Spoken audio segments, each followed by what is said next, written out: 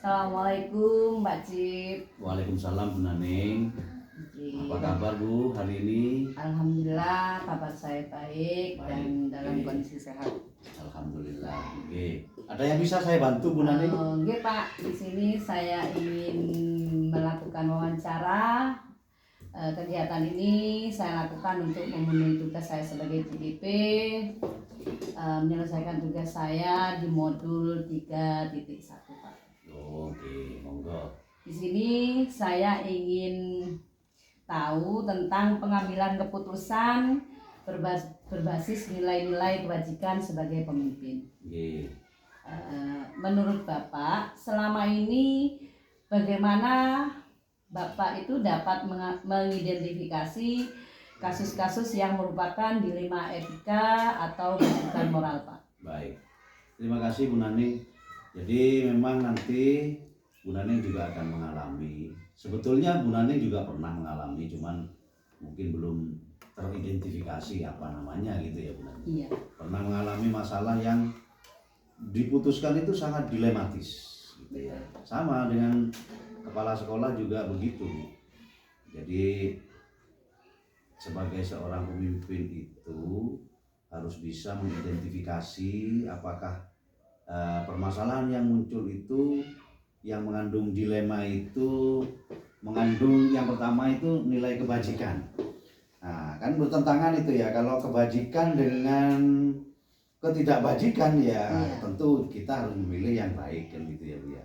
Kemudian ada lagi misalnya masalah yang muncul berkaitan dengan nilai-nilai kebajikan dan bujukan moral, misalnya karena kita ada kedekatan personal dengan seseorang sehingga kita kerepotan untuk memutuskan sesuatu.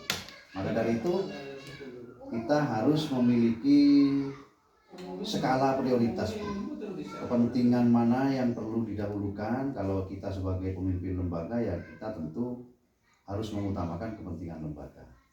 Maka dari itu bujukan moral dan seterusnya itu kita bisa abaikan untuk sebesar-besarnya kepentingan murid dan lembaga gitu ya. Nah itu saya kira demikian pertanyaan Bu Naning yang pertama. Iya baik Pak.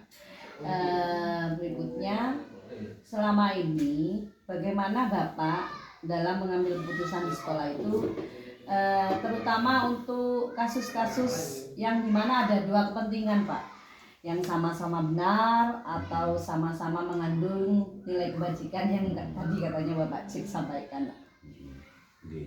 Jadi gini Bu, tadi sudah saya ungkap ya. Jadi skala prioritas demi kepentingan siapa, sama-sama benar, sama-sama baik, tetapi lihat kepentingannya. Kepentingan personalkah melawan dengan kepentingan lembagakah? Kalau memang demikian dilemanya yang muncul, maka tentu seorang pemimpin harus mengutamakan kepentingan lembaga untuk kepentingan orang banyak, murid kalau di sekolah. Nah, itu yang didahulukan. Misalnya gitu ya, kita menghadapi seorang guru yang sakit gitu ya, nggak bisa masuk secara terus menerus misalnya. Dan itu kan dilematis juga gitu. Kita harus di samping prosedural gitu ya, akan tetapi ketika menghadapi hal-hal seperti itu kita lihat yang mengandung kebajikan kan sama-sama baik itu Bu. Ketika kita mau memutuskan, kalau guru sakit dipaksakan bagaimana kan gitu ya. Sedangkan misalnya sekolah ini tetap harus jalan, maka ada nilai kreativitas seorang pemimpin di sini yang memandang kepentingan sekolah ini yang didahulukan tetap jalan, sementara guru bisa juga diperhatikan kepentingannya gitu Bu. Jadi semuanya tidak buah si malakama. Akhirnya nanti keputusan ketika diputuskan tidak seperti buah si malakama, misalnya ya, dimakan buah ibu meninggal, tidak dimakan bapak meninggal. Nah itu agar tidak terjadi seperti itu, semua berjalan dengan win-win solution, maka kreativitas seorang kepala sekolah ya harus dipertaruhkan. Ya saya kira. dalam pengambilan setiap keputusan itu pastinya ada langkah-langkah yang Bapak ambil atau prosedur dalam pengambilan keputusan itu. Menurut Pak Cip, selama ini dalam pengambilan keputusan tersebut, kira-kira langkah apa Pak yang sudah Bapak lakukan selama ini? Menurut jenengan itu yang sudah jenengan lakukan, bukan kira-kira lagi gitu Pak, yang sudah Bapak lakukan. Ya, jadi ada masalah itu ada yang bersifat jangka pendek, jangka menengah, dan jangka panjang. Tentu kalau jangka pendek, ya tentu pendekatan personal ya, ketika kita akan memutuskan sesuatu agar semuanya berjalan baik, tidak menyinggung siapapun, tidak mengganggu kepentingan siapapun, tetapi justru mendukung kepentingan umum kepala sekolah gitu ya. Nah itu langkah-langkahnya begitu. Kemudian kalau bersifat jangka menengah, misalnya seperti kita menyelesaikan masalah PNM gitu ya, tentu ada prosedur, ada langkah-langkah, ada waktunya, step by step untuk penyelesaiannya tidak seketika karena memang langkah-langkah itu harus kita lalui, proses itu namanya ya, untuk menyelesaikan permasalahan yang muncul. Nah, saya kira demikian Bu, dan langkah-langkahnya memang ada langkah-langkah prosedural, ada langkah-langkah humanis, kemudian ada langkah-langkah yang melalui pendekatan-pendekatan personal gitu. Saya kira begitu. Dalam pengambilan keputusan itu kan ada hal-hal yang dianggap efektif dalam pengambilan keputusan gitu. Menurut Bapak, hal-hal apa saja ya Pak yang dianggap efektif dalam pengambilan keputusan pada kasus-kasus dilema etika di sekolah Pak? Itu Bu ya. Saya kira gini Bu ya, kalau di sekolah ini karena kolektif ya, tidak bisa kepala sekolah itu memutuskan sendiri sesuai dengan selera gitu ya. Kepala sekolah tidak mungkin begitu. Jadi yang efektif ketika kita menghadapi sebuah permasalahan yang dilematis, yang pertama adalah duduk bareng bersama semua stakeholder sekolah, guru, wali murid, kemudian komite sekolah, dan semuanya stakeholder sekolah itu kita harus ajak bicara ketika menyelesaikan sebuah permasalahan.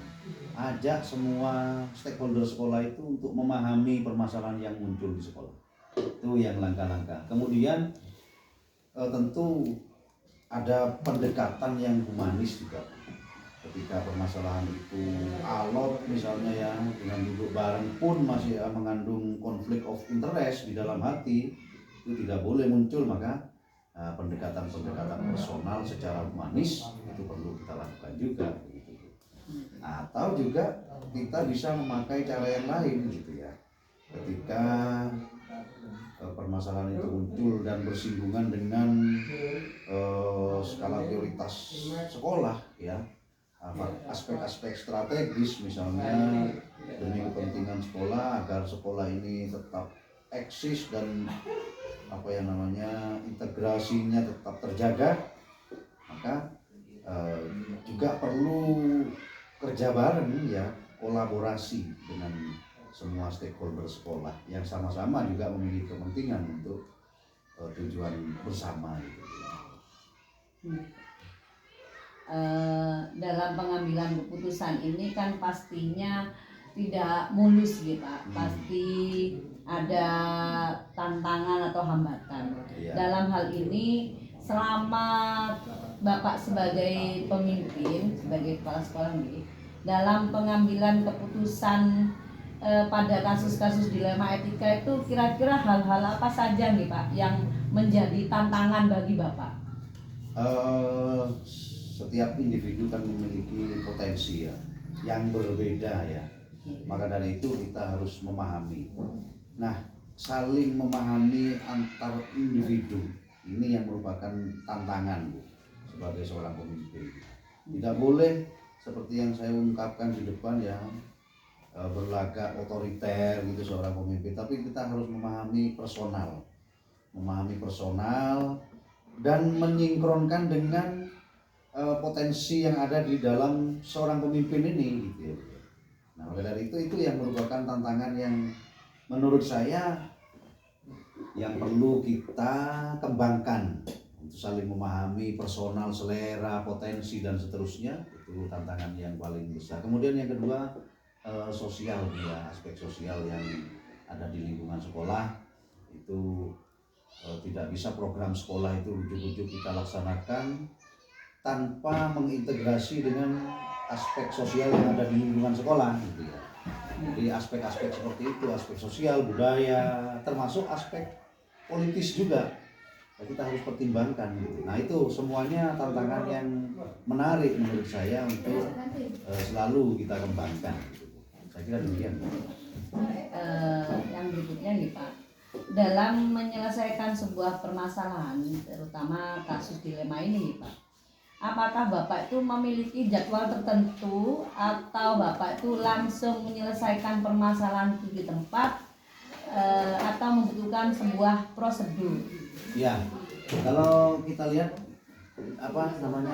lihat permasalahan yang muncul. Kalau memang permasalahan itu muncul yang menurut saya itu bisa diselesaikan secara cepat, ya kita selesaikan secara cepat melalui pendekatan personal yang pertama, kemudian duduk bareng, apa yang perlu kita perbaiki itu kita bicarakan, kemudian apa yang sudah baik tentu kita akan kita kembangkan, kita melalui duduk bareng tentu saling pemahaman secara komprehensif seperti itu langkah-langkah. Kalau memang permasalahan yang muncul memerlukan waktu step by step, memerlukan banyak orang juga untuk menyelesaikannya, ya kita harus kerja berkolaborasi dengan semua stakeholder sekolah gitu.